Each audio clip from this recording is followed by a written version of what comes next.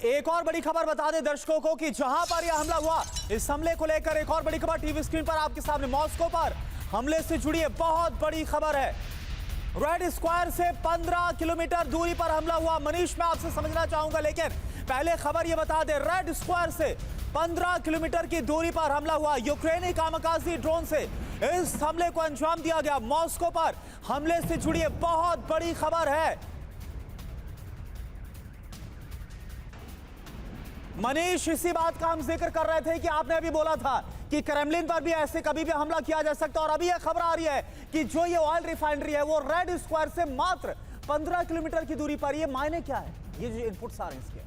बिल्कुल, देखिए, सबसे बड़ी बात तो यह है कि अब यूक्रेन एक दो ड्रोन से हमले नहीं कर रहा, बल्कि किसी दिन यूक्रेन 1000 से अधिक ड्रोन से हमला कर रहा है, और उसमें से कई सौ ड्रोन मॉस्को में पहुंच रहे हैं। और इस वक्त आप देखिए कि जब हम ये बता रहे हैं कि ये रेड स्क्वायर, यानी रेड स्क्वायर और क्रेमलिन दीवार के इस पार और उस पार है, तो क्रेमलिन से 15 किलोमीटर दूर में इतना बड़ा हमला करने में कामयाब हुआ है। तो ऐसा नहीं है कि यूक्रेन क्रेमलिन पर हमला नहीं करेगा। ये देखिए छत किस तरह से उड़ती है, ये जो इंफ्रास्ट्रक्चर, और फिर ये नीचे आकर गिरती है। ये इतना इंपैक्टफुल था ये धमाका। बिल्कुल, देखिए, इस वक्त रूस और यूक्रेन में क्या चल रहा है उसको बताने के लिए ये सबसे अब सटीक तस्वीर है। सटीक तस्वीर ये कि आज की तारीख में यूक्रेन की इतनी बड़ी मारक क्षमता है कि यूक्रेन क्रेमलिन से 15 किलोमीटर दूर ऑयल रिफाइनरी में इतना जबरदस्त अटैक करता है कि ऑयल टैंकर के, ऑयल प्लांट का जो छत है वो देखिए आसमान में उड़ता हुआ जा रहा है। हाँ। और ये कम बड़ी बात नहीं है, क्योंकि हमारा इतना बड़ा स्टूडियो है। हाँ। लगभग आप समझिए इतना बड़ा छत है। अब इस छत को पूरी तरह से उड़ा देना आसमान में,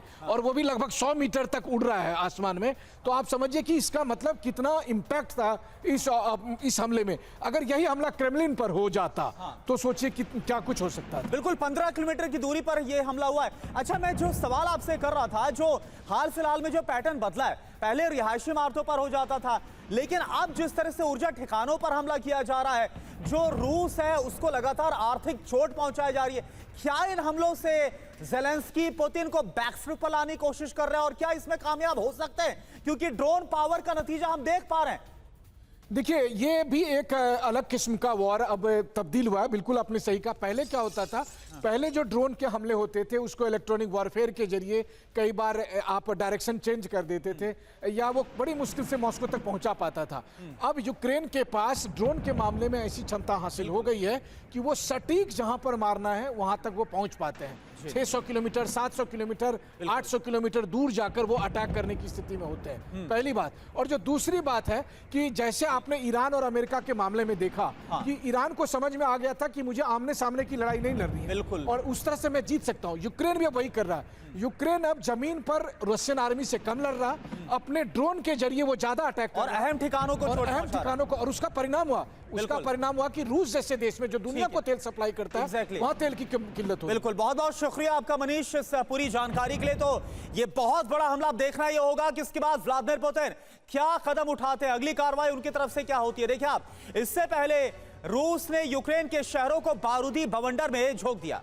यह पुतिन का मॉस्को प्रतिशोध है। अब ऐसे में देखना यह है कि रूस यूक्रेन समझौते की मेज पर एक साथ बैठते हैं या फिर आर पार की जंग को अंजाम देंगे।